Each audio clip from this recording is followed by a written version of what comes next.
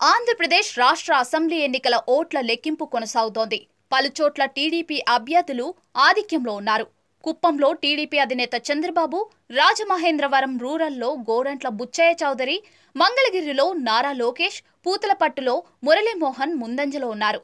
తొలి రౌండ్ ముగిసేసరికి చంద్రబాబుకు 1594, బుచ్చయ్య చౌదరి 910 ఓట్ల ఆధిక్యం లభించింది.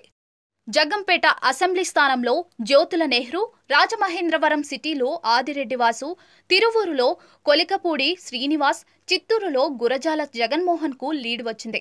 పొన్నూరులో ధూళిపాల నరేంద్ర, విజయవాడ సెంట్రల్లో బోండా ఉమా, బొబ్బిలిలో సుజయ్ కృష్ణ రంగారావు, ఒంగోలులో దామచల్ల జనార్దన్, గుడివాడలో వెనిగండ్ల రాము, ఉండిలో రఘురామకృష్ణరాజు, గురజాలలో ఎరపతినేని శ్రీనివాస్, పాణ్యంలో గౌరీ చరితారెడ్డి, పెనుకొండలో సవిత, మాచర్లలో జూలకంటి బ్రహ్మారెడ్డి ఆధిక్యంలో కొనసాగుతున్నారు.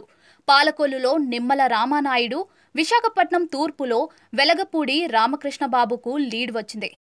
రెండో రౌండ్ ముగిసేసరికి బుచ్చయ్య చౌదరి ఆధిక్యం 2870కు పెరిగింది. ఆంధ్రప్రదేశ్ రాష్ట్ర అసెంబ్లీ ఎన్నికల్లో భాగంగా మంగళవారం ఓట్ల లెక్కింపు చేపట్టారు. ఇందులో భాగంగా ముందుగా పోస్టల్ ఓట్లను లెక్కించారు. ఇందులో టీడీపీ, బీజేపీ, జనసేన కూటమి దూసుకునిపోతుంది. ఈ పోస్టల్ ఓట్లలో టీడీపీ ఏకంగా 31, జనసేన 5, బీజేపీ 1 స్థానంలో ఆధిక్యంలో ఉండగా కూటమి అభ్యర్థులు మొత్తంగా 37 స్థానాల్లో ఆధిక్యంలో ఉన్నారు.